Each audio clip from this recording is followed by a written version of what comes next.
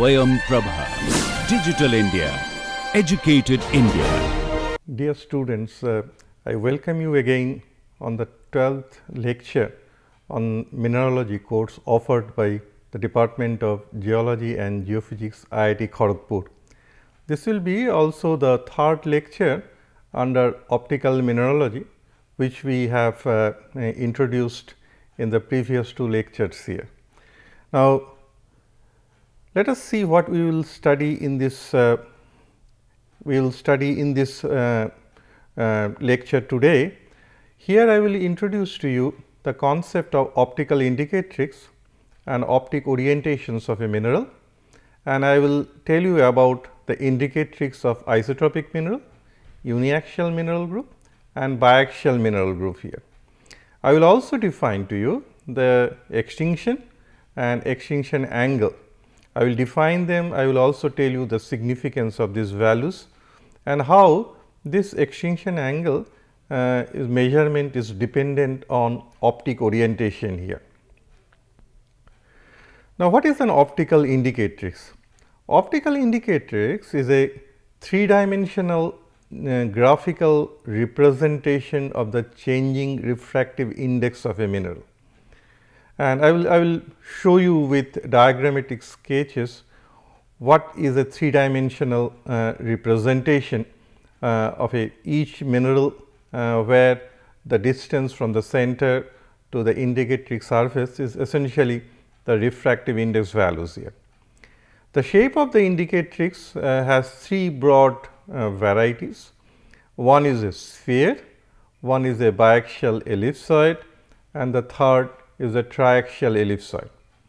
And I will show you the shape of an indicatrix is a function of the crystal's optical class. That means, whether it belongs to isotropic mineral group, uniaxial mineral group and biaxial mineral group. And it is also the first order function of the crystal system to which the mineral belongs.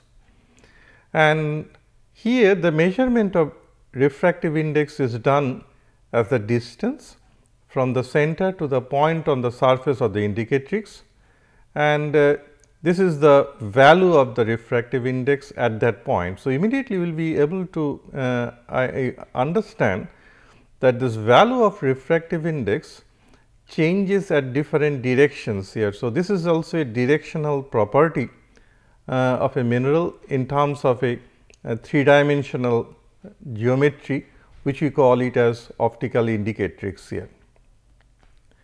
Now, let us start with optical indicatrix of minerals belonging to the isometric crystal system here. So, let us recapitulate what is an isometric crystal system and what is the crystallographic axis in an isometric crystal system. So, in isometric crystal system, this is understood, the unit cell of it is a cube and all the dimensions are equal A and A. And if you see a representative mineral of an isometric crystal system is a garnet, and here this garnet, a dodecahedron shaped garnet is shown here, and all the three axes A1, A2 and A3 axis are shown, and an indicatrix is indicated in this particular mineral here. So, for an isometric mineral, the indicatrix is a sphere, where the refractive index, that is n, is constant in every direction. And every optic orientation, if you cut this sphere and that passes through the center, it will be a circle. We call it as a circular section of the indicatrix. So, just like this, this is the circular section of the indicatrix here. And what is important here is that the radius of the circle is the refractive index here. Now, what is important here, because this is a circle, the birefringence is 0. And what is the significance of birefringence is 0? Immediately you know that the retardation and path difference is a multiplication of birefringence of the mineral and the thickness of the mineral. So, since the birefringence is 0, the retardation is 0. What is the other implication of this is that a set of rays or waves, when they vibrate in the circular section, there is no double refraction. So, and the mineral, because tau is equal to 0, retardation is equal to 0, the intensity of light that will pass through the analyzer, that value will be 0, and it will remain as dark. That will be, it is under extinction position under all optical orientation. And that's the reason the minerals which crystallize in the isometric crystal system, they have an indicatrix shape which is sphere, and these minerals are called isotropic minerals here. And this is a very good example of the same garnet, natural garnet crystal here. You see, the shape is just like of a equidimensional in all directions here. So, that is the essential feature of minerals belonging to the isometric crystal system here. The other important aspect is that you can understand here, if all the sections which passes through this sphere, but the center of the sphere, if it is circle, then you can immediately imagine that there are innumerable circular section of the indicatrix that is possible here. So, all optic orientation, whatever the direction you cut this sphere, this will be circle. And if you draw a perpendicular to this circle, you will define shortly the direction will be the optic axis of the mineral. So, at this stage I will just try to make a comment here that in case of isotropic mineral groups, there are infinite numbers of optic axis, and that is an important property of isotropic mineral group here. Let us show you that particular importance here, that what is the significance of the circular section of the indicatrix for a mineral belonging to the isometric crystal system. Here there are two photographs shown here. The photograph to the left shows garnet seen under plane polarized light, and these are the crystals of garnet here, and this is very high relief, and this color is pale pink to colorless here.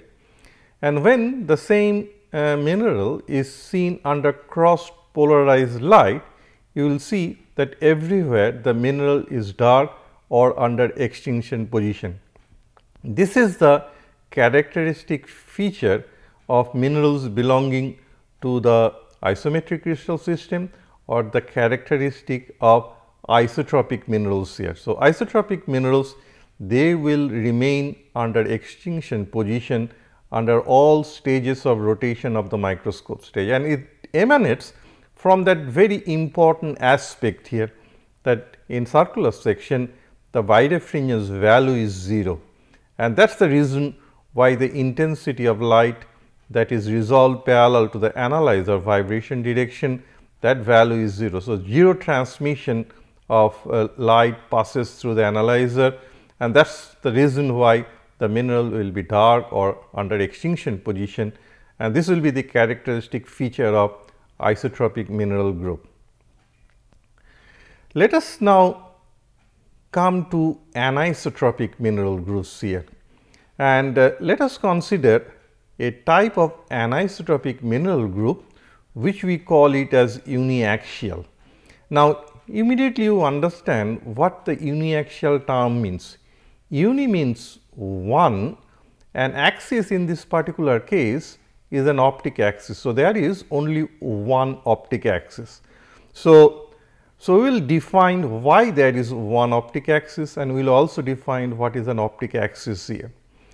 Before that, let us consider that this fundamental aspect, that what will be the indicatrix of a uniaxial mineral group. The uniaxial mineral group, they have an indicatrix which is a biaxial ellipsoid here. In 3 dimension, this is an ellipsoid, and there are 2 axes here, one corresponding to extraordinary ray vibration direction and the other corresponding to ordinary ray vibration direction here. Most importantly, these uniaxial minerals, they have a characteristic relationship with the crystal system here. They belong to the tetragonal, trigonal and hexagonal crystal system. Let us try to understand why this is so. What is the reason why minerals belonging to tetragonal, trigonal and hexagonal crystal system, they will come under uniaxial mineral group. So, this is a three dimensional orientation of a tetragonal mineral, and this is a three dimensional orientation of hexagonal and trigonal mineral group here. So, you remember in a tetragonal crystal system, the C crystallographic axis is vertical, and in a plane perpendicular to the C crystallographic axis, there are two crystallographic axes here. One is called A1 and the other is called A2. So, they are of unit, they are equal in length here, but they are unequal with C crystallographic axis here. What does it mean? That if you have a plane perpendicular to the C crystallographic axis, if the rays vibrate in that plane, the velocity will be the same everywhere here. So, immediately you can understand in that plane, the refractive index corresponding to the rays vibrating in that plane, we will have a unique feature of the optic orientation here, because the refractive index will be the same everywhere. You can consider that plane is a circular section of the indicatrix here, whereas the rays which will be vibrating parallel to the C crystallographic axis, that will be different, that velocity will be different compared to the rays which vibrate perpendicular to the C crystallographic axis or in the plane of the circular section of the indicatrix here. So, the ray which is which vibrates parallel to the C crystallographic axis, and the C crystallographic axis is a unique direction here, and that direction we define it as an optic axis here. What does it mean? If any ray, a light ray propagates along the C crystallographic axis, then what will happen? There will be no double refraction. Why? Because the rays will all vibrate perpendicular to the C crystallographic axis, that will be in the plane where you have A1 and A2 crystallographic axis there. So, essentially that will be a circular section of the indicatrix where the refractive index will be the same here. So, what happens here? Because in minerals belonging to the tetragonal and hexagonal crystal system, you have the same feature, that you have one C crystallographic axis, and in the perpendicular to the C crystallographic axis, that is with the horizontal plane. In tetragonal system, you have A1 and A2 axis, and in hexagonal crystal system in A1, A2 and A3, they are all equal in length. So, essentially in this horizontal plane, the rays vibrating in this horizontal plane, they have equal velocity and they have the same refractive index, and there will be a circle here.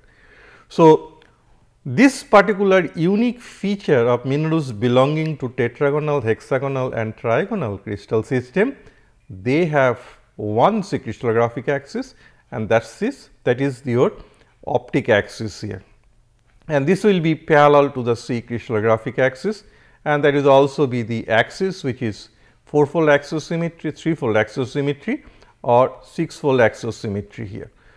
Now, let us see what is the 3-dimensional orientation of the optical indicatrix of a uniaxial mineral here. This is one, as I told you here, this is a biaxial ellipsoid here. Now, if you have a section here which contains this C crystallographic axis, which is your optic axis. So, let us now define the two rays that are present, that after double refraction they vibrate parallel to the C crystallographic axis, which is your optic axis. That ray is called extraordinary ray, and the refractive index corresponding to this extraordinary ray is called epsilon, or if sometimes it is also written as Ne, refractive index corresponding to the extraordinary ray. Whereas, the ray which vibrates in the plane perpendicular to the optic axis, that is in the circular section of the indicatrix, those rays are called ordinary ray.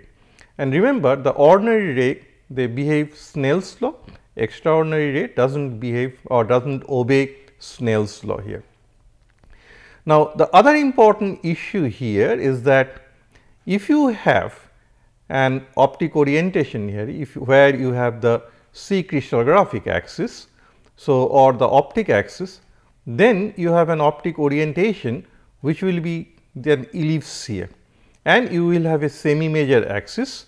In this particular case, I will define you shortly. In this case, the semi major axis is the refractive index corresponding to the extraordinary ray, and in this case the semi minor axis here is the refractive index corresponding to the ordinary ray.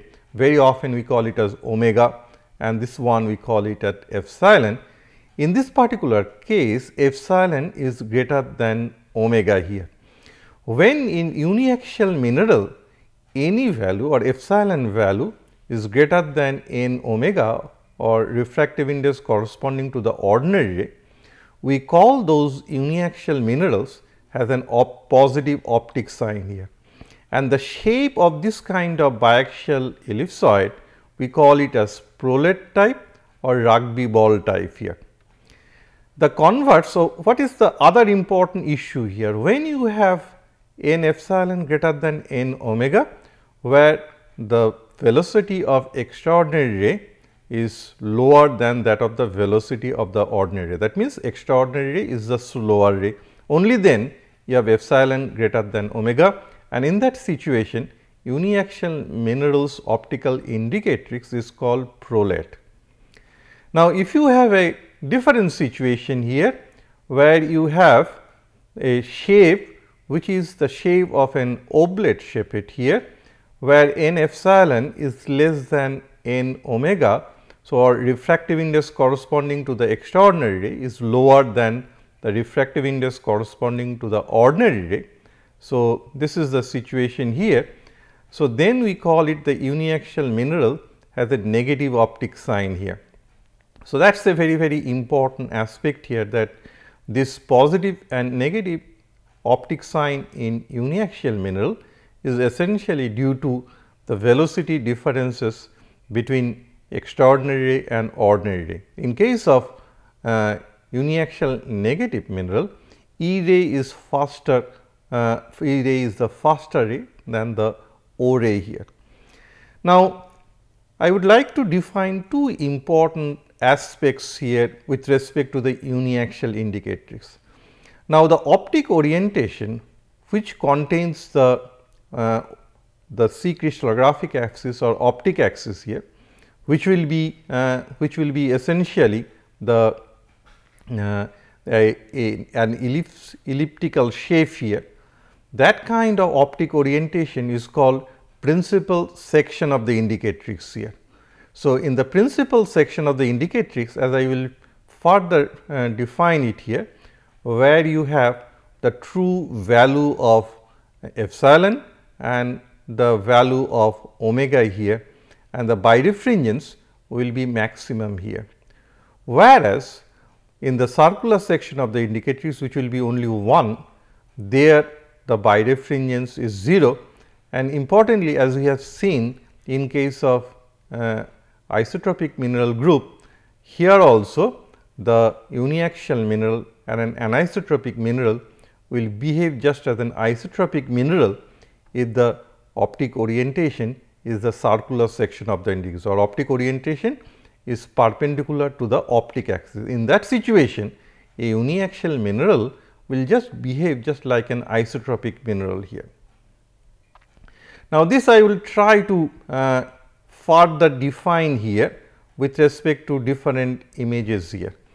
Now, you see here, this is the biaxial ellipsoid of which is an indicatrix of an uniaxial mineral here. Now, what you can do here is that you can cut this indicatrix in different ways, and let us consider that there are 3 different optic orientations here. Let us consider this optic orientation. Here you have the C crystallographic axis, which is also the optic axis here, and you have also this direction here, which is your gamma. So, you have epsilon and you have gamma here. So, that kind of optic orientation which is parallel to the optic axis is an ellipse, and you have the true value of epsilon and the value of omega, and this kind of optic orientation is called the principal section of the indicatrix. And here the birefringence is, this symbol is shown here, this is the maximum value here. So, this is essentially shown here, this is the principal section of the indicatrix. In this case the optic axis is shown to be horizontal here, and in this plane you have the true value of the epsilon, and you have the omega which will be an ellipse, and you have the maximum birefringence here. And I have told you previously, the order of interference color is dependent on the birefringence value here, and this is the optic orientation, that is in the principal section of the indicatrix. You have the maximum birefringence. So, this will be the optic orientation which will be suitable for determination of the true order of interference color of an anisotropic mineral, in this case an uniaxial mineral here. Now, this is another optic orientation which is perpendicular to the optic axis, which is the circular section of the indicatrix, which we have already defined. Here this optic axis is vertical, and this is the plane of observation, is the circle here. So, in this case birefringence is 0. So, the radius is n omega or omega. So, this will be it will be completely dark under cross polarized light, and it will behave as an isotropic mineral here.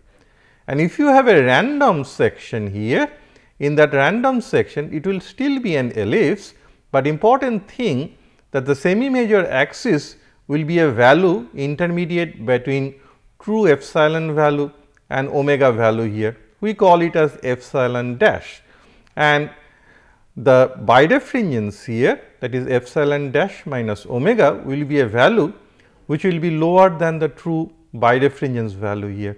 So, that is why this is a value which is between 0 and maximum value here.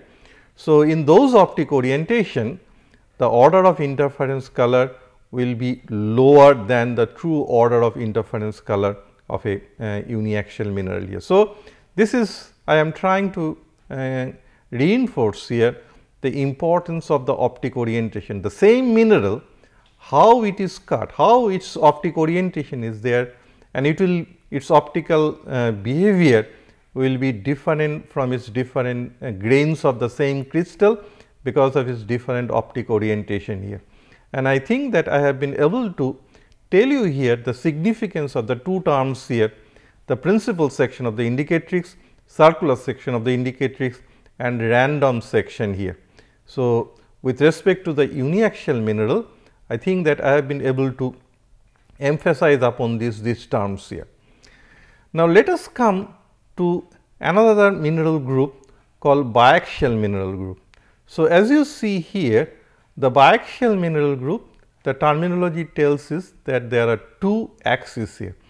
So, immediately we will know that there are two optic axes here. In case of uniaxial mineral, one optic axis. In this biaxial mineral, there are two optic axes here. Now, the indicatrix shape here is triaxial ellipsoid, and the refractive index n is different and in different directions here. And the minerals belonging to triclinic, monoclinic and orthorhombic crystal system, they come under the biaxial mineral group. And there is a reason behind this, because in all the three crystal system, there are three crystallographic axes here, that is A, B and C, and A is not equal to B, is not equal to C. So, obviously, because of this anisotropic behavior, that is the velocity of light will be different in different planes containing A and B, C crystallographic axis. So, that is the reason here that you have, instead of two vibrations in uniaxial minerals, there are three vibrations here. Amongst these three vibration direction, which you call it as x vibration, y vibration and z vibration, x is the fastest, z is the slowest and y is intermediate. And the refractive index corresponding to x, we call it as alpha, and the refractive index corresponding to y we call it as beta, and the refractive index corresponding to z we call it as gamma. Now, immediately you know gamma is has the maximum value here, where alpha is the lowest value here, and beta is intermediate between alpha and gamma. So, the principal section of the indicatrix obviously will be the one where you have the maximum birefringence, that means gamma minus alpha, that will be the highest value here. And if you have to have gamma and alpha, that means you have to have x vibration and z vibration to be present in that section. So, this will be the xz section here. So, maximum birefringence, that will be the gamma minus alpha value here. And I also tell you that since there are two optic axes here. So, you have two circular section of the indicatrix, and the radius of those circular section of the indicatrix will be beta, and I will show you shortly how this is so. Now, this is the three crystals that has been shown here with respect to orthorhombic, monoclinic and triclinic crystal system, and you see that there are three optical indicatrix has been shown here. These are triaxial ellipsoid here. Now, in this diagram below, what I have tried to do here is that I have cut this indicatrix into three planar orientations here. One which is the xz section here, where this is the z vibration direction, and this is the x vibration direction here. So, that optic orientation is an ellipse here, and the refractive index corresponding to z is gamma, and the refractive index corresponding to x, this is alpha here. So, this is the xz section here, and gamma minus alpha is the maximum value here. You can also have a section which is perpendicular to xz, this is the yz section here. So, what you have here, the refractive index corresponding to z, that is gamma, and the refractive index corresponding to y is beta. So, you have the gamma minus beta, it is still an ellipse, and gamma minus beta will be lower than gamma minus alpha. Whereas, you can think of another orthogonal orientation here, that is the xy plane, where you have the two vibrations x and y, and their corresponding refractive index, that is with respect to x, this is alpha, and with respect to y, that is beta. So, and this is the beta minus alpha. So, this is the lowest value amongst these three here. Now, let us move forward and try to see further about the different issues of the optical indicatrix here. Now, you see here, this is a triaxial ellipsoid here, and you can see these three planes as I was telling you here. This is this plane here, this is your xz plane, this plane here, this is your yz plane here, this is your y, and this plane here, this is this particular plane here, this is your xy plane, where you will have y vibration direction, and this is your x vibration direction here. One of the most important aspects of this biaxial mineral is the existence of two optic axes here. Now, why this is so here? Now, try to see this. This is the principal section of the indicatrix of biaxial mineral here, where you have the two optic axes that are present here, which is this axis and this axis here. Now, let us try to understand this particular issue here. This is an ellipse, this is the semi major axis, this is the semi minor axis. So, this value is gamma and this value is alpha.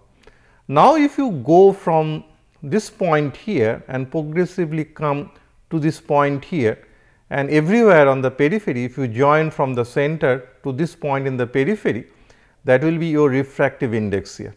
So, what will happen here is that as you come progressively from this point to this point here, where gamma is finally converted into alpha, you will be having one point here, where the distance from the center to this point will be intermediate between gamma and alpha, that will be your beta value here. So, you have one beta value here. So, this is the point where on either side of this Z vibration direction, in this direction and also in this direction you can find out here. Now, these two directions is your beta direction here. So, what you can do here is that you can draw a circle with beta as the radius, as you have done here.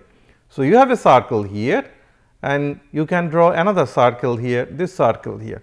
So, these two circles they intersect along this line, that is your y vibration direction here. And because this is the circular section of the indicatrix, you can draw a perpendicular to the circular section. This perpendicular is called optic axis with respect to this circular section, and with respect to this circular section you can draw another perpendicular to it, that is this optic axis here. So, you have two circular section of the indicatrix and there are two optic axes. This is the reason that you can tell that why minerals belonging to triclinic, monoclinic and orthorhombic crystal system have two optic axes here. Once you know that there are two optic axes here, now there are two important properties that come out here. One of these is the angle between the two optic axes here. This angle is called optic axial angle, called 2V. Now, this angle can be an acute angle or can be an obtuse angle here. When the angle is acute and the bisector of this acute angle, we call it as acute bisectrix, and if it is defined by the Z vibration direction, then we call that the biaxial mineral has a positive optic sign here. And in that situation, when Z is the acute bisectrix, that is called BXA, A is the acute, this is the acute bisectrix, that is biaxial positive, and in that situation this beta value is very close to the alpha value here, that is beta is closer to alpha. But when the acute angle is bisected by the X vibration direction, that means X is the BXA, then we call this as biaxial negative value here, and in that situation beta, this value is closer to gamma here.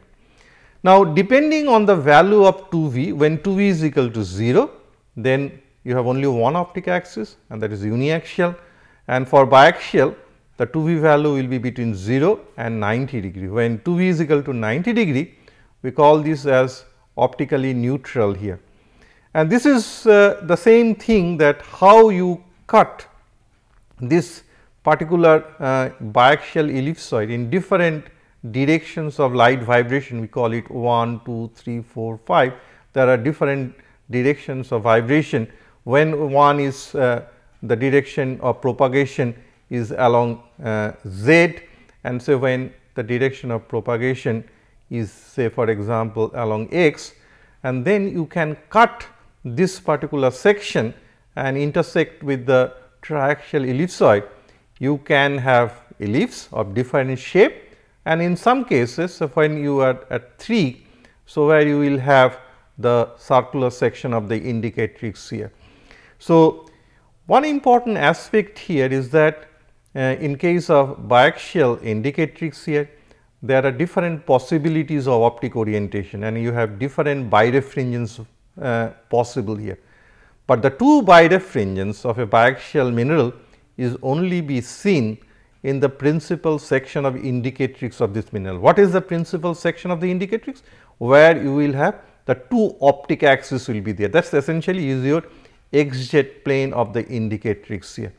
That is also called the optic axial plane, and the direction which is perpendicular to the optic axial plane, we call it as optic normal, that is your Y vibration direction here. Okay. Now, let us now classify the minerals on the basis of isotropic and anisotropic group here. So, isotropic mineral groups, there are certain examples you can see, that garnet, diamond, fluorite, spinel, they are good examples of isotropic mineral group here, whereas anisotropic mineral groups can be classified into uniaxial and biaxial. So, uniaxial minerals with positive optic sign, the best example is quartz, which we always use, along with other uniaxial positive minerals, the examples are zircon and rutile, the best example, and there are other examples mentioned here. And uniaxial negative minerals, they are apatite. The best example we always mention, that is calcite, and you have beryl, tourmaline and corundum. And you can also note another very important uniaxial negative mineral, we call it as capolite, which is a mixed silicate carbonate group of mineral here.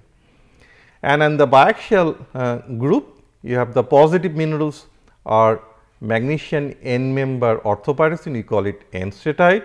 You have clinopyroxide like diopside, sillimanite, and you have plagioclase of certain composition, particularly from the sodic N member.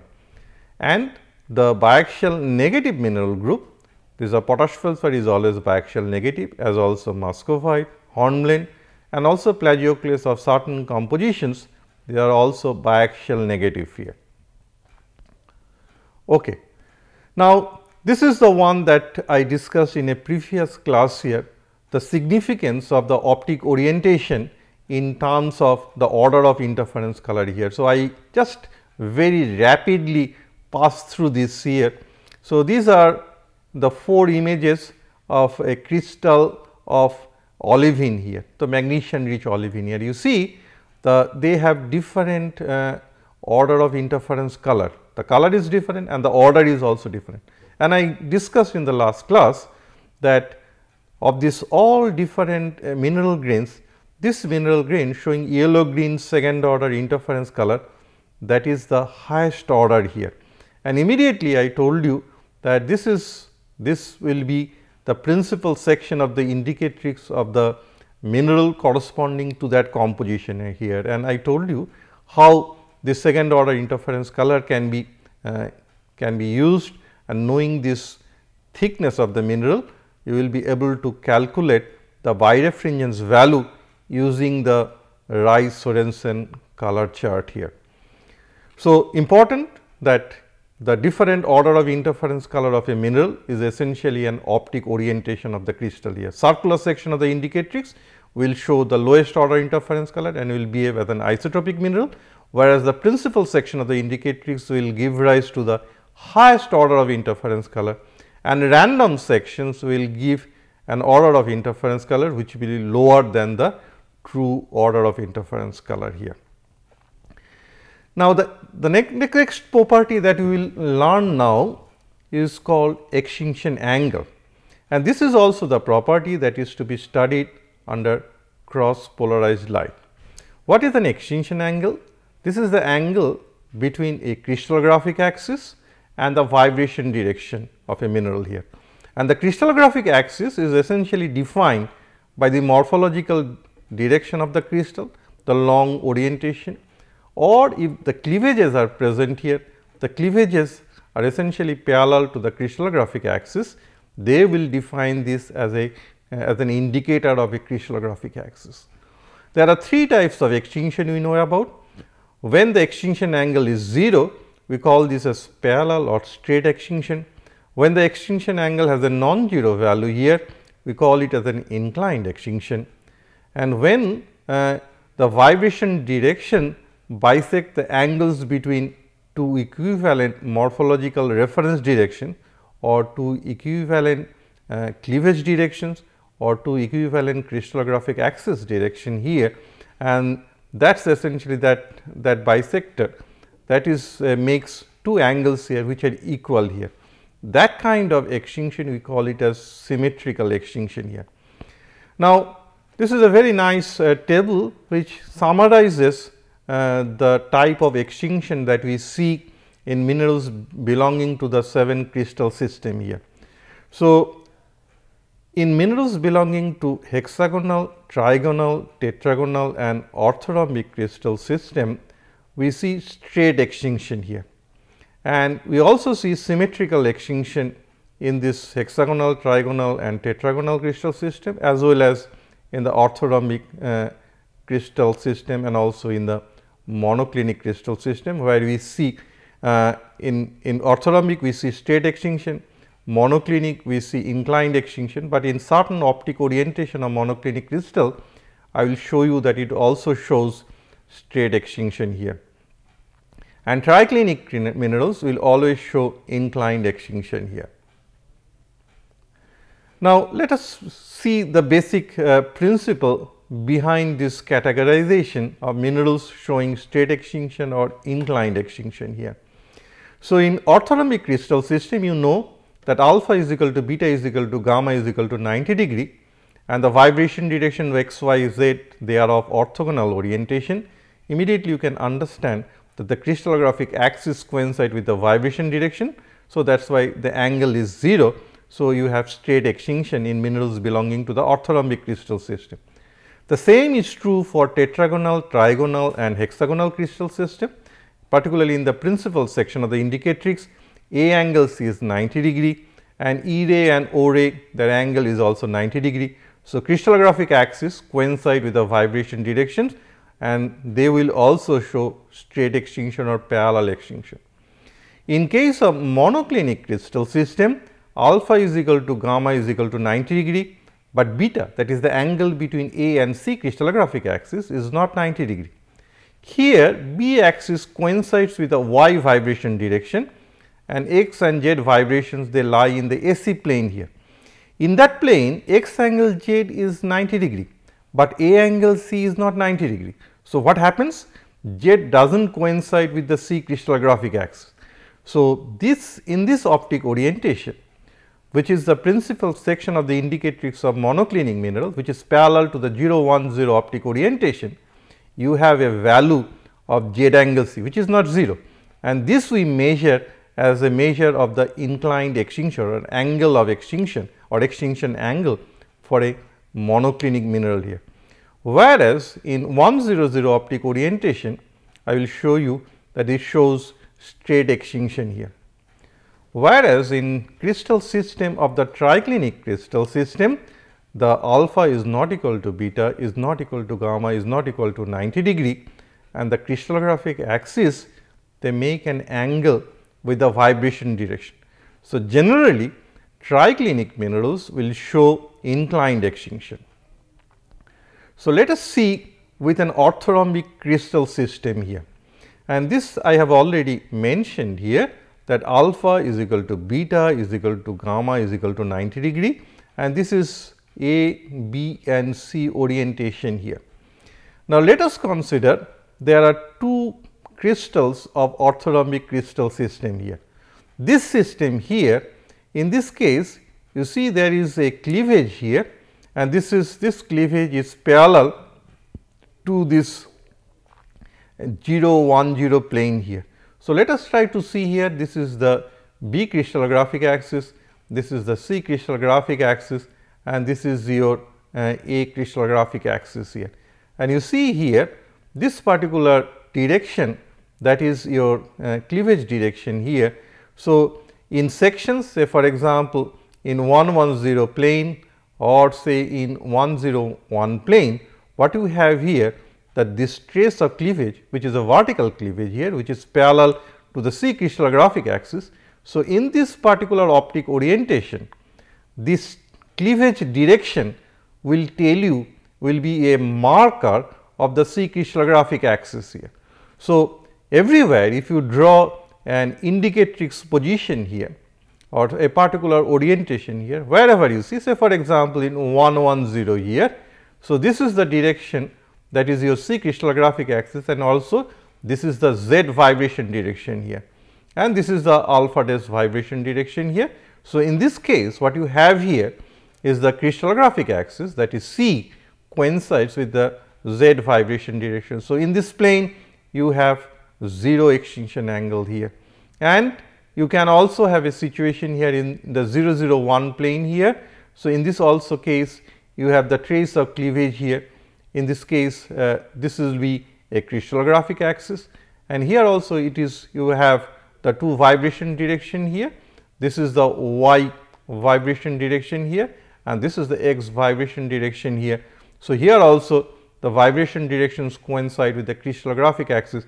So, immediately also in 001 plane you will also see straight extinction here.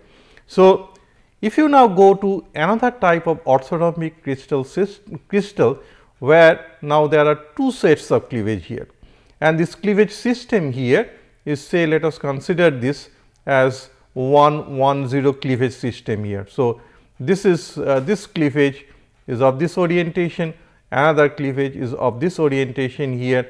So, which is parallel to, say, 1 bar 1 0, and this is 1 1 0 plane here. So, what you see here, these cleavages are vertical of vertical orientation here, and in this vertical orientation what you see here is that this vertical direction, there is a trace of the cleavage, say for example, in this plane. What is this plane here? This is your 0 1 0 plane here. This is your B crystallographic axis, which coincides with the x vibration direction here. So, this is your x vibration direction here. So, in this plane, the trace of this vertical cleavage is this line, which is parallel to the C crystallographic axis here, and in this direction, this is your z vibration direction, and this will be your y vibration direction here. So, this particular case, you see here the crystallographic axis and the vibration direction coincide. So, in 0 1 0 plane, the mineral will show straight extinction. Same you can also see in this plane as well. So, this is in 1 1 0 plane here, as I have discussed it with respect to this. Here also the crystallographic axis coincides with the vibration direction. So, in also in 1 1 0 optic orientation, it will show straight extinction. But what will happen in the 0 0 1 plane here? You see here in 0 0 1 plane, you have these two cleavage traces here, and what you have in these two cleavage traces. So, let us consider these two cleavage traces here, and there are two vibration direction. One vibration along this is your y vibration direction, and this vibration direction is your x vibration direction here. So, this is your y vibration direction, and this is your x vibration direction, and this morphological direction, that is the two cleavage traces, are bisected by these vibration directions here. So, this is what we call it as symmetrical extinction here. So, if you want to see symmetrical extinction here, you have to choose this 0 0 1 optic orientation, and you also can use this optic orientation as well. This is your 1 0 1 plane here. Here also you have see there are two sets of cleavages here, and this vibration direction, that is x, and this vibration direction which is bisecting, which both of these will bisect these two cleavage traces here. So, you will also see in 1 0 1 plane a symmetrical extinction here. Now, we can see this with respect to an orthopyroxene crystal here, a natural example of a orthopyroxene crystal which crystallizes in the orthorhombic crystal system here. Now, you see this is the optic orientation, you can see this is the 3 dimension here.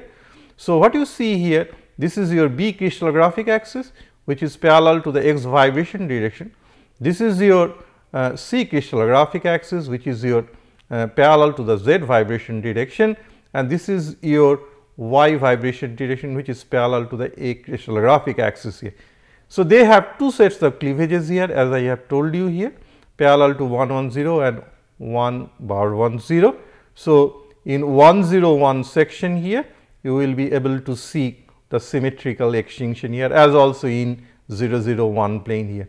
And this orthorhombic crystal system, the optic axial plane, or say for example, your principal section of the indicatrix is this particular plane here, which is parallel to 1 0 0 plane here. And what you have here, this plane here, 1 0 0 plane here, in this plane you have z and you have x. So, immediately in this plane, the x is parallel to B crystallographic axis, and in this plane you have z parallel to the C crystallographic axis. So, you will see straight extinction here, not only in the optic axial plane or the principal section of the indicatrix here 1 0 0, or also in the 0 1 0 plane here, or in optic normal plane here. Okay. So, let us now see with what happens in a monoclinic crystal system here. If you see in this monoclinic crystal here, So, this is the 3-dimensional orientation of the monoclinic mineral here, and you remember that this is the B crystallographic axis of a monoclinic mineral, and here it is parallel to the y vibration direction or the optic normal here. So, in that situation, this plane, which will be the principal section of the indicatrix here, which is parallel to 0 1 0. So, in this plane you will have z and you have x vibration direction as has been shown here. And what you have here in this case, this is also the optic axial plane. You have the two optic axes that has been shown here, and you also have the C and A crystallographic axis. So, in 0 1 0 plane or the principal section of the indicatrix, what you see here, the cleavage traces here, these are this cleavage traces here. There are two sets of cleavages. Let us for example, you consider there are two sets of cleavages are there, and the trace of that cleavage is this line here, which is parallel to the C crystallographic axis. So, these are the cleavage traces here, which is parallel to the C crystallographic axis, and this is this plane here. In this plane, you will have x vibration and the perpendicular to the z vibration here. So, what happens here is the C makes an angle of A, which is not 90 degree. So, z and C crystallographic axis, they are not coincident, they make an angle, and this angle we call it as the extinction angle here. So, in the principal section of the indicatrix of a monoclinic mineral, that is in 0 1 0 plane, you will see the true value of the extinction angle here. Whereas, if you have this optic orientation is the this 1 0 0 plane here. So, in 1 0 plane, this is the trace of the cleavage, which is the C crystallographic axis, which is parallel to the z here, and what you have here, you also have this vibration direction, that is y, which is parallel to B. So, here you see the crystallographic axis and the vibration directions, they coincide here. So, monoclinic mineral will show straight extinction in 1 0 0 optic orientation here, whereas in 0 0 1 optic orientation, this will show symmetrical extinction, as we have discussed previously with an orthorhombic crystal here. Now, this is the summary of the extinction angle that we see in different crystal systems here. So, these are the minerals belonging to the hexagonal, trigonal and tetragonal system. So, these are melilite, nepheline, apatite, corundum, zircon, we told you. So, they will generally show straight extinction, and if there are two sets of cleavages or there are two morphological directions, they may show symmetrical extinction in sections perpendicular to the C crystallographic axis or in 0 0 1 plane here. In orthorhombic minerals, as we told you, they will show generally straight extinction and may show symmetrical extinction in sections parallel to 0 0 1 or parallel to 1 0 1 optic orientation here. In monoclinic minerals, it can show straight extinction in 1 0 0 optic orientation. It will show symmetrical extinctions in optic orientations parallel to 0 0 1, and it will show true extinction, true inclined extinction in optic orientation parallel to say 0 1 0. And these are the minerals which shows inclined extinction, the minerals belonging to the monoclinic crystal system. They are clinopyroxene, clinoamphiboles, epidote and sanidine here. And triclinic minerals, they will generally show inclined extinction here. And this is an example that I am showing you here, that how it shows inclined extinction, the two monoclinic minerals that I am showing here in with respect to clinopyroxene and clinoamphibole here. So, how we determine the extinction angle here? You take the 0 1 0 plane here, so which is your principal section of the indicatrix, which is the highest order of interference color of that mineral.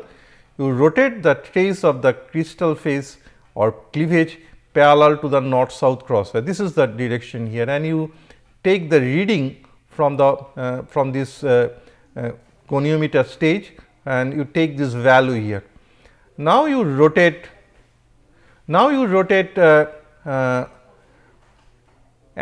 rotate this crystal in such a way, rotate the microscope stage such that the mineral comes to an extinction position here, where the vibration direction will be parallel to the north south crosswise, and you take the reading here, and the difference of this reading is your extinction angle here. And clinopyroxene shows a large variation of inclined extinction here. Generally, it is of the order of around 40 degrees, 40 to 50 degrees, but it can also, for some species of clinopyroxene, it can exceed here.